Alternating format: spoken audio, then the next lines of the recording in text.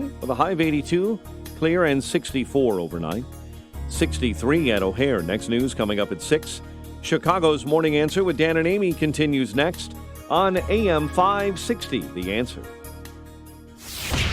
This hourly segment is brought to you by Papa Nicholas Coffee. Papa Nicholas Coffee, roasted fresh daily in Batavia, Illinois.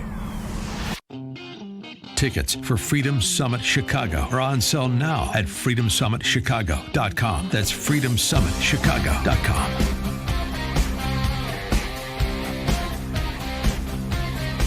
Good morning, Dan and Amy. The left's youngest nightmare is how he's described 17-year-old CJ Pearson, who says he's been conservative since the second grade. Wow, good for him. Sort of the Alex P. Keaton of his generation. Yeah.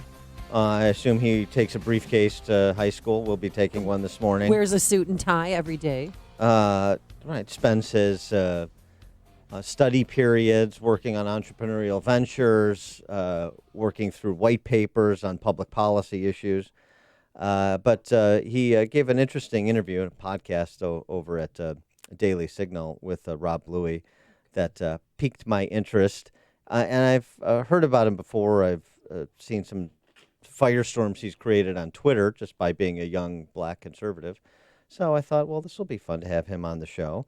And so we did. And now we do. CJ Pearson, political analyst, commentator, high school senior. CJ, thanks so much for joining us. Appreciate it.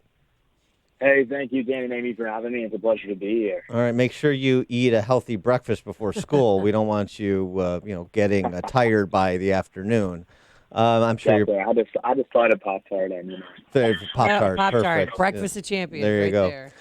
So give us a bit of the backstory on your conservatism and then your activism in elementary school as well as high school and how that's been received. Definitely. So I first got involved in politics in the second grade. It was something that immediately clicked with me. There was a mock presidential election in that time. It was 2008, so the two candidates were John McCain and Barack Obama. And our second grade teacher had some pretty audacious goals for us second graders. She wanted us to do what every good citizen at the time was doing. She wanted us to research the candidates, watch the debates, and I did just that, and I walked away captivated.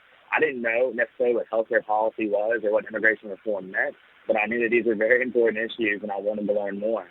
And so that kind of pushed me towards a period of intense self-discovery in which I definitely tried to find out where I fit on the issues. And when I looked at conservative values, when I looked at values like personal responsibility, fiscal responsibility, a love of country and God, those values were values that were instilled within me ever since I was a kid. So it was an easy transition for me to conservative values. So when you were 7 years old, could you process what healthcare reform was and what Iran was doing that was so bad? Yeah, I couldn't. But I remember watching John McCain and Barack Obama going back and forth on that debate stage and realizing the importance of what they were doing. And it was that really served as the catalyst of me wanting to become more informed, wanting to become more involved. Because I feel like we have a tendency now for everyone just to have an opinion just for the sake of having an opinion. And even back then, I just wasn't that type of kid. I wanted to know what I was talking about. I wanted to hold on in discussion. And I literally, after that, I started reading the newspaper with my grandfather every single morning.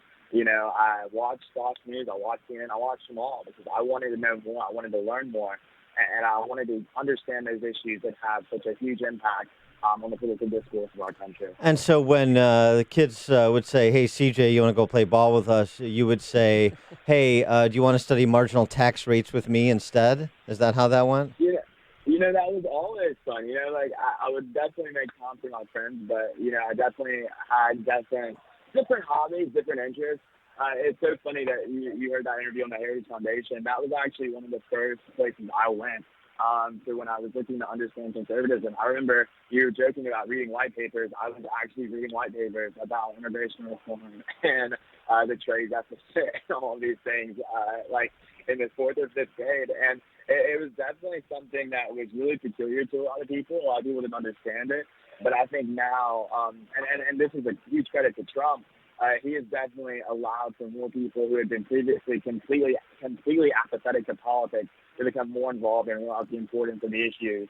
that are debated each and every day, especially for young people. That's been the biggest thing that I've tried to do above all, is show young people that our voices matter and that we need to be vocal about the issues that are affecting our country today. And how are you received among your high school classmates and high school teachers with your activism?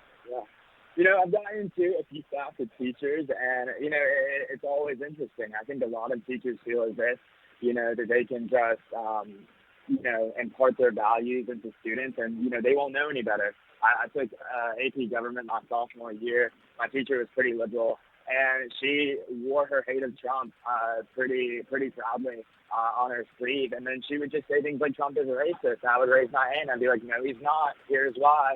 Let's look at the lowest black unemployment rate in our nation's history. Let's look at more black people owning homes than ever before. Let's look at wage rising in the black community. Let's look at economic opportunity zones. And literally everyone in the class would be like, whoa, maybe he isn't a racist. And so I think that underscores the importance of ensuring that young people understand conservative values, that are able, and then we put them in the best position to defend their ideals and defend their values.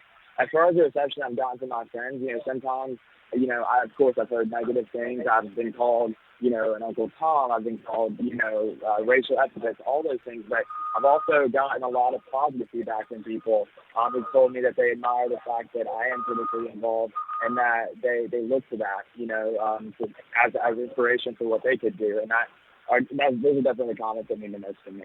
And you also live in a house divided. You live in Georgia, and your parents have always voted Democratic, correct? Yeah, they are card-carrying Democrats. It was a very interesting time during the election. So they were, of course, devout Hillary Clinton supporters. I, of course, supported President Trump in his successful campaign, which I always went out for them. And then we had this yard sign war, basically. So they had a Hillary Clinton yard sign. I had my Trump yard sign. And we would alternate the days in which one yard sign would be in the backyard and the other would be in the front yard. So it definitely is a very interesting dynamic in my household, for sure. And it makes for some really interesting dinner time discussion. But at the end of the day, I think, I've learned a lot from it. I think it's definitely showed me the importance of respecting other people's ideals. And it's also helped me understand the left's argument. I think you can understand bad ideas and still believe, strongly in your own. And I think that's made me a better advocate for my own beliefs, because I understand why they believe that we should raise the minimum wage. I understand why they believe that, America is systemically racist. I may disagree with those conclusions, but I think understanding their argument is crucial to defending my own. So are you going to graduate from high school, then turn pro right away, run for office at 18, or are you going to go on to college first? So right now, I'm definitely looking at a few options after high school. I'm super excited. High school has been fun, but I'm so glad that it's coming to an end. But I'm definitely excited for what lies next, whether that may be college or maybe that will be jumping right into things. But at the end of the day, above all else, I'm most excited about pursuing any and all opportunity that allows me to give back to the country that's given so much to me. CJ, America is the greatest. Yeah. I just wanted to let you know, you're in your senior year. If you need a date for prom, my colleague Amy Jacobson is the Illinois record holder for number of proms attended.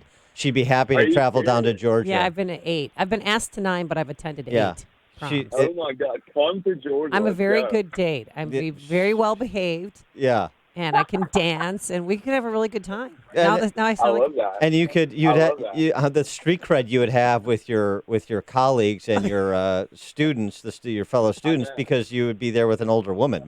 Much older. I know. Much older woman.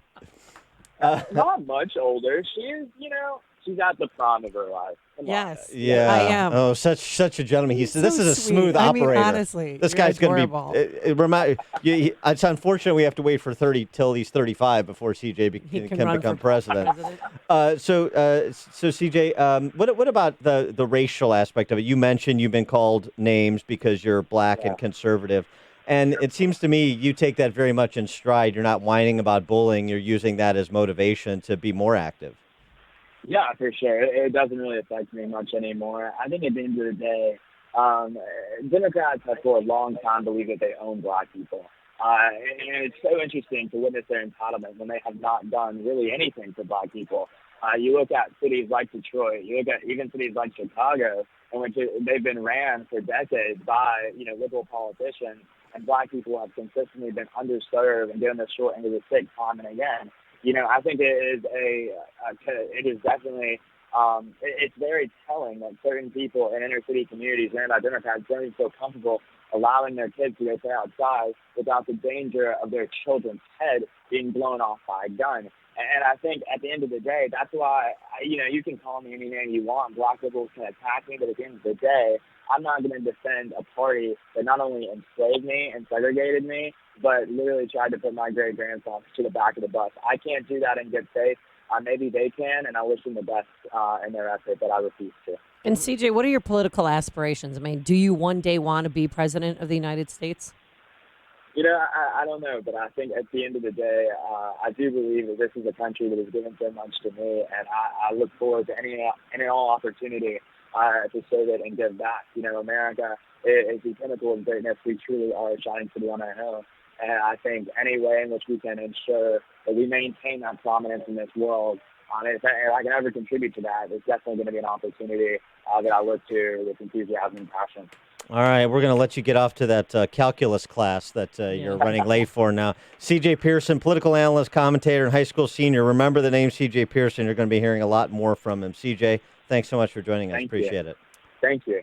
And he joined us on our turnkey.